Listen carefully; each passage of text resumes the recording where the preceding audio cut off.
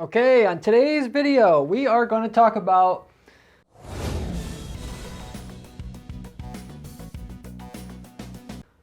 review, plugins, software, whatever you want to call it. Basically software that you put on a site, whether it's Shopify, whatever it is, whatever e-commerce site you have, to actually generate reviews. Actually, technically, it could be a non-e-commerce site if you wanted to get real specific, but 99% of the people who use this it's an e-commerce site.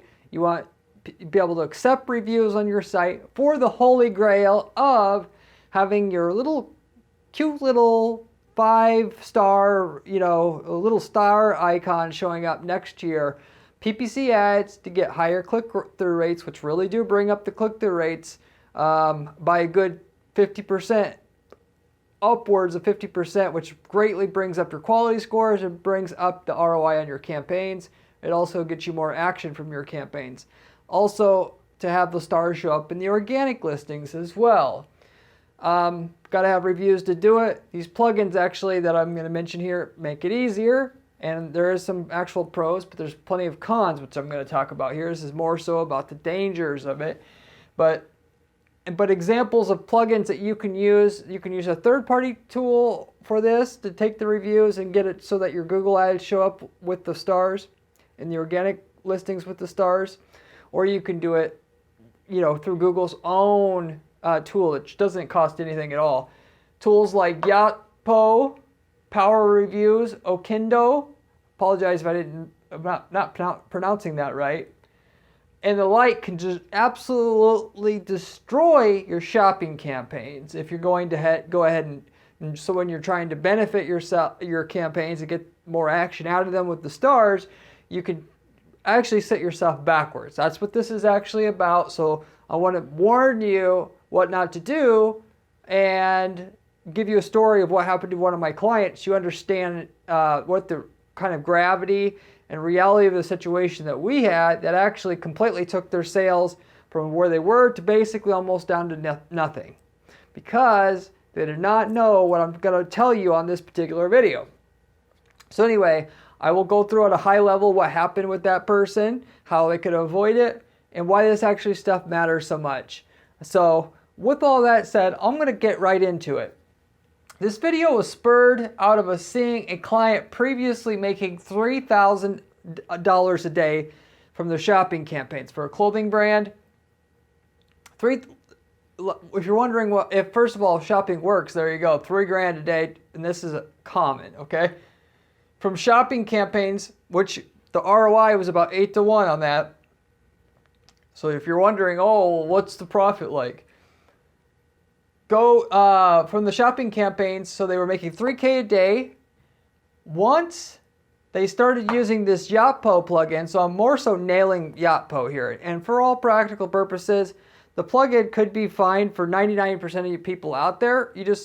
I'm going to tell you what happened here. This is my right to explain what happened. The sales went from that $3,000 a day basically to about 5% of that amount. So you want to say $50 a day. Like that, overnight.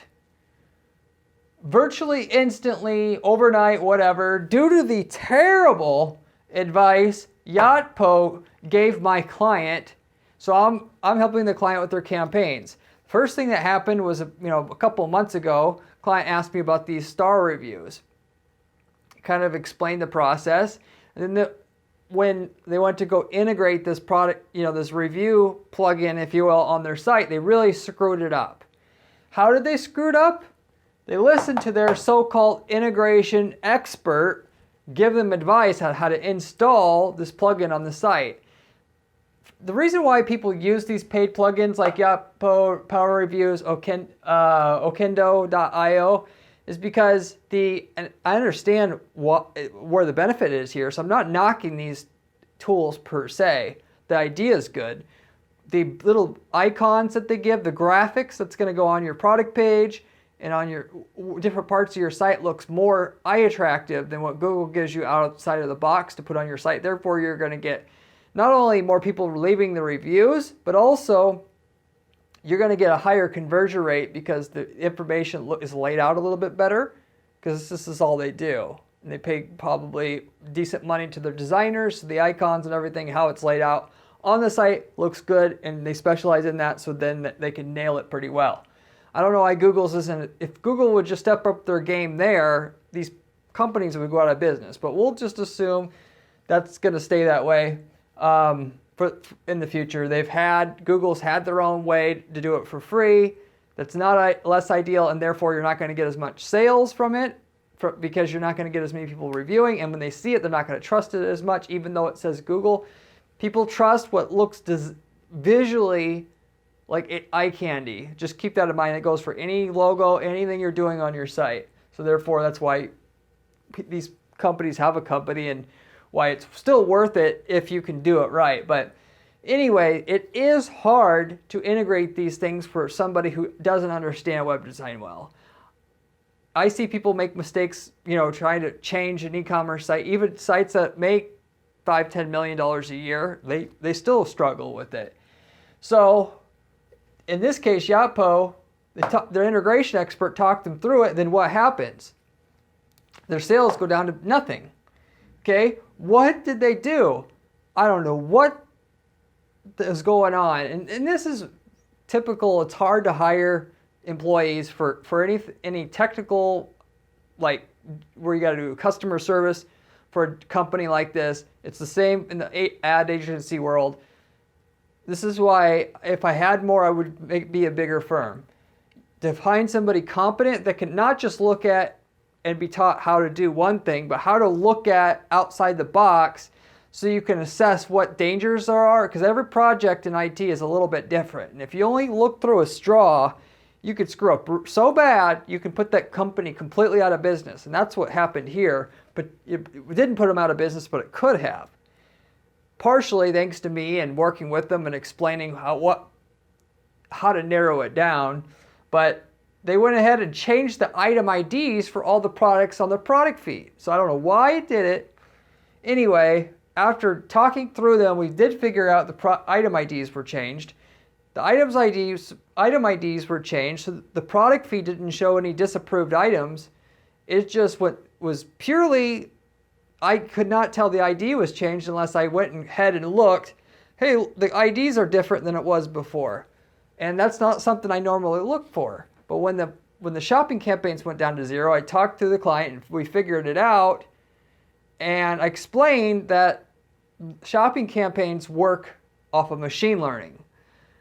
The most valuable thing, shopping campaigns, especially smart, quote unquote, smart shopping campaigns, the value from them comes from the data that you've paid good money to get with your campaigns, and what so-called machine learning Google does with these products in your feed to understand how to place the products in Google in the right places at the right time for the right people.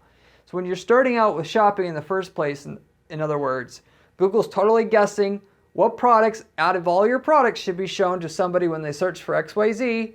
And when they search for XYZ, it's not always going to show your product. Maybe it will, maybe it won't. Maybe it will show somebody else's, because Google learns that after it's tried it a bunch of times, you don't have enough conversions to do it anymore. But it recognizes that if the person had previously searched for ZYX and then they search for XYZ, the conversion rate's 3 times what it would be if they didn't make that previous search. And they track all the user behavior on all the users on Google and puts this on file. And then they use machine learning and all the thousands of data points that they have on all their users at any given time. And they compare the people who do buy to the ones that haven't bought and see what the similarities are between the two. And the more data they have about people who do buy from those shopping ads and the traits that they had, the more customers like them they can give you. And so ultimately they're constantly trying out different things to find out more and more what makes a customer versus not. And it's not about one set of things, because certain keywords, it'll take a certain set of traits to get a sale versus another keyword, the traits of that person who normally buys under that keyword is different. So anyway, you get the general idea here. If you change the item ID, and this came from Google itself, talking to my rep there, Google uses this machine learning algorithm, and it's all based upon the item ID because it evaluates, in other words, a lot of people don't realize this. Back in the day when you used regular shopping campaigns, you used to break it up. There's different feeds, and then that really helped out. But with the smart shopping, you don't have to do that anymore. It looks at each product individually, and then it tests it out, and certain products will get more action than others based upon its potential and where it ends up with this machine learning process I described. And so when you change that item ID, it has to start completely from zero. It says, okay, you would think the product page is the same URL, right? Product is the same. Everything's the same. It's just a different item ID. It would the Google's algorithm would figure out and just think, oh, it's just a different item, same item, different ID. No, it goes completely back to zero in terms of what they know about that product. You've got to retest it all over again. And in this case, all the products' IDs were changed at once, and that's why it went down to zero. So you started from scratch, and with them having spent hundreds of thousands of dollars on the shopping campaign to be pulling $3K a day already, they've spent money to build it up, and now they just Yotpo, due to the mistake, we'll just call it a mistake that they made, yanked the rug out of the campaign, and then so ultimately had to explain this machine learning process. And then when they understood that if any, and it's not just the item ID, but that's the worst one. You change any teeny tiny little piece of information about your shopping feed, it's going to affect the search algorithm. And I explain all the time, this is why you want somebody who knows what they're doing to help you with it, because the more you change, the worse your performance is going to be overall, because Google hates the change, and AI and machine learning works off of consistent data sets. And so if you make a change and then you panic and you make another change and you panic and you make another change, I've seen people completely destroy their businesses that way. They get into a death spiral, they can't get out of it. And so ultimately you got to be very, very careful about anything you change. So anyway, what happened with that anyway? So it took about 60 days to completely dig out from the problem, because once the item IDs were changed, it started to come back after a week a little bit, but then they switched the IDs back, because that was when I helped the client figure out that the IDs changed, and they had to go talk to an employee, all the employees, to find who's the one that changed the IDs. And the IDs got changed because they were talking to a Yotpo integration expert, because they were told, yes, it's great to have these stars on your ad, so we're going to use a company so-called that's supposed to be helping you make it easier, but it's not. Do it.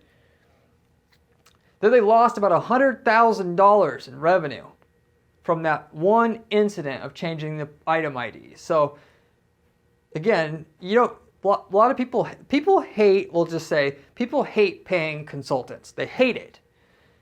But when you make one teeny little mistake and you can lose $100,000, it's just like buying insurance or anything like that. You don't recognize the value of it until crap's already hit the fan. You gotta have somebody who knows how to not look through a straw if you're running a big e-commerce site or any kind of site with these lots of revenue numbers. If you're $1 million plus a year in revenue, you need somebody to make sure you don't derail something, because you can make the smallest, most innocent change, and it's not so innocent enough to where you have your staff built up, you have your overhead, you make the change, 60 days of lost revenue, that could basically put you out of business by the time you factor all the other collateral damage that'll happen from that. But it would have been way, way worse if it had not been caught right away and about a week after it happened, because ultimately, another thing that people don't recognize, so if you make a change and then you catch it and you put it back, Google kind of figures it out how to put it back where it was. Not really, but if you, as opposed to make a change and then you don't put it back and it's 3 months from now and then you try to put it back, then it's basically game over. It's not going to remember crap what you did before. So it still had to start from 5%, even when we changed, the items got changed, item IDs got changed. 7 days later, they put it back, and then it still had to build up from that 5% of the original sales volume it was before. And so all in, 60 days after that, roughly speaking, we're 100K loss in revenue, 100K in the whole revenue that they lost there from the whole incident as a whole. And like I said, if it would have been more than 7 days, potentially it would have never came back, and they would have had to spend, you know, hundreds of thousands of dollars to rebuild everything up from scratch. So another way to put it is, the longer it is before you fix something like that, the worse it is, okay? Simply put. Best is to, as they say, if you're like a carpenter, you measure twice and you cut once. But somehow, some way in this stuff, because people hate being so, that they're bogged down with the technical stuff, they don't do that. They change, and then, oh, I'll change it back if something happens. Well, don't complain when you go out of business, basically, okay? Just leave it at that. Rant over. So other things, though, I wanted to point out in this video, since we're here, about product feeds. One thing, specifically because I was talking about how Google Shopping actually works, it's based upon machine learning, so on and so forth. And I told you before that each item Google tests out individually to see what traits of the people who buy that item they have, so they could find people with those other traits out there on the network of their users that have the same traits. And if you have an item that goes out of stock, then again, right away, you're going to see whatever sales that individual item had basically go down to zero. People sometimes, or a lot of times I should say, think that, oh, I have another item, it'll just show the other item instead. It's got to reevaluate. It doesn't assume anything. You want it to assume. That's not how it works. It'll test out the new item as it's a new item, not in a replacement of the existing item. So if that other backup item, in other words, has a lot of data on it, you may not see much of a hiccup. But if Google figured out pretty much right away that one item worked better over another, that item goes out of stock, it's got to run the other one, it doesn't have much data behind it, you're going to take a hit right away, and it's not going to even close to match that original item that's out of stock until you've paid your dues to gather enough data behind that new backup item. That's just how it is. One of the plus sides is you have all that, but on the flip side, when that item gets back in stock, maybe you probably already know this. Wow! Right away, same day, as soon as the feed gets updated that the product's in stock, which you, by the way, should be like a dynamic product feed. So when stuff's in stock, you don't have to worry about it if you're not already. Most people are anyway. That it goes right back to where it was, like nothing happened. Now, I can't promise you that again. If it's like 3 or 4 months that product's out of stock, you will experience some dip compared to if that item was selling 100 a day before and it was out of stock for 4 months, and then you get it back in stock, it may not be 70, 80 a day or something like that. But if it's out of stock and within I won't even say 90 days. You get it back in stock. It was selling 100 a day before. It goes immediately that same day right back to where it was, roughly speaking, 100 a day in sales on that item.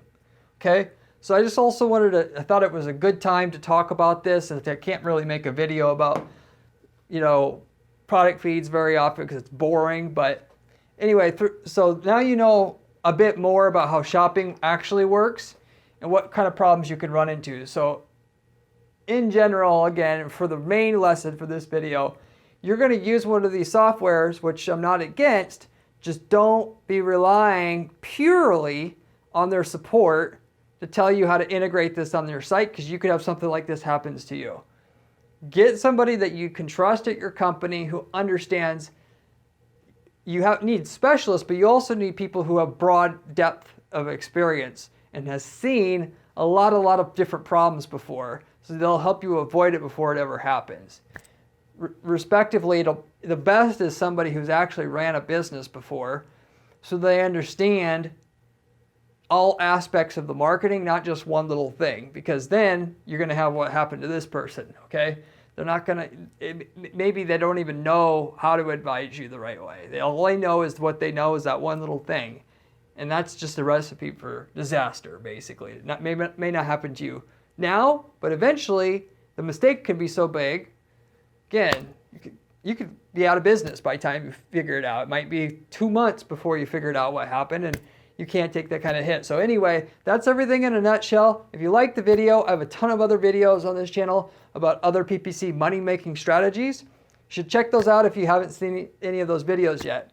I have a blog at guaranteeppc.com/blog with step-by-step instructions on how to build campaigns that are guaranteed to work, which we guarantee for our clients to work at Guarantee PPC. If you have any questions about product feeds, anything that I discussed, leave me a comment down below. I get back to every single person who leaves me a comment on this channel within a day or two. But I hope you enjoyed the video. Hope this kept you away from the treacherous waters of using these kind of plugins and relying on one person's opinion on what you should do and affecting your hard-earned and well-invested shopping feed and shopping campaigns that you've built up over time that you want to keep